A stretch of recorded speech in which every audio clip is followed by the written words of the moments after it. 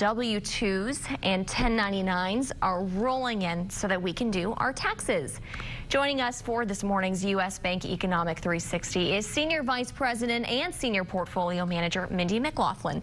She joins Business Watch producer Kelly Leon. Mindy has some insight to help guide us through a financial checkup. Mindy, Kelly. Thanks, Allie.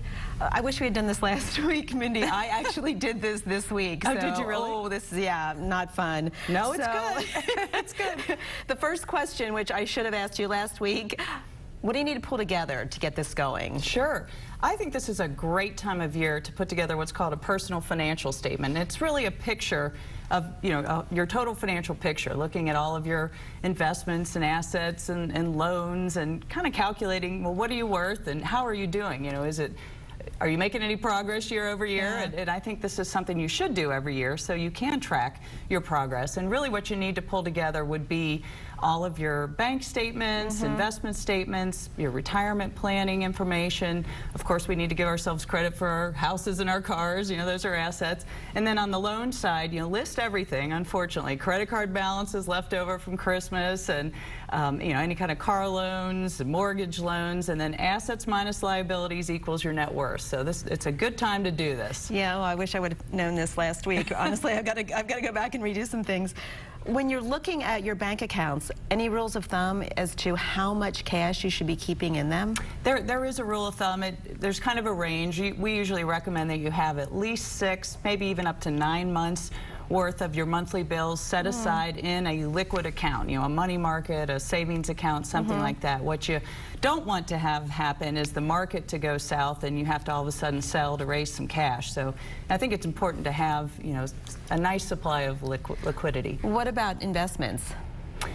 Investments, this is a great time to kind of aggregate all of your investments, whether that be taxable or non-taxable accounts, and really look at, how are you invested? What do you own in terms of stocks, bonds, cash, and then even within that, subsectors, like how much international do you have and that type of thing. Because as we've talked about before, the markets don't all move in lockstep. Some areas do better than others, and you need to make sure you're focused on what your risk tolerance is. If you're a little more conservative and the stocks have run up, this might be a good time to trim some of that and redeploy to more conservative assets. And then what about things like retirement and loan and debt, that sort of thing? Sure. How should we be looking at that? Yeah, there's 2 areas. As far as the retirement side of things, what I often say is, take a look at what you're currently having deducted from your paycheck to go into your 401k, for example, and try to up that if you can. Try to increase that amount. And certainly as you turn 50 or older,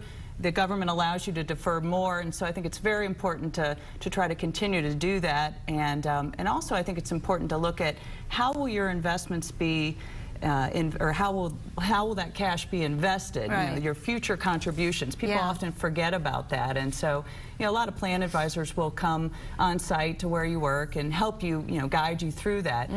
As far as on the loan side of things, and this is a big one, what you really want to focus on here is, any interest that you're paying for loans, is that tax deductible? And obviously credit card debt, those tend to be the higher interest rate type things that aren't deductible. Car loans many times aren't. And really, if you look at the real estate market's improved over the last few years, and so a lot of people are in a better position today, and they may be able to take out a home equity loan and perhaps pay off some of that debt that's at a higher rate or is not deductible, and it may actually free up some cash for you so that you're able to reduce the debt quicker. Yeah, a lot to take in quickly. You have a couple of websites that you recommend that we check out. Absolutely. I think it's important to look at your credit report. There's a site, annualcreditreport.com. We don't want any identity theft problems. Mint.com is another site to help you with cash flow, and with the goal of really getting organized and setting those goals and achieving them. All right, I'll be checking those out. Okay. I'm sure a lot of other folks will be too. Great. Thanks so much, Mindy. Good luck. Thanks. Allie, back to you.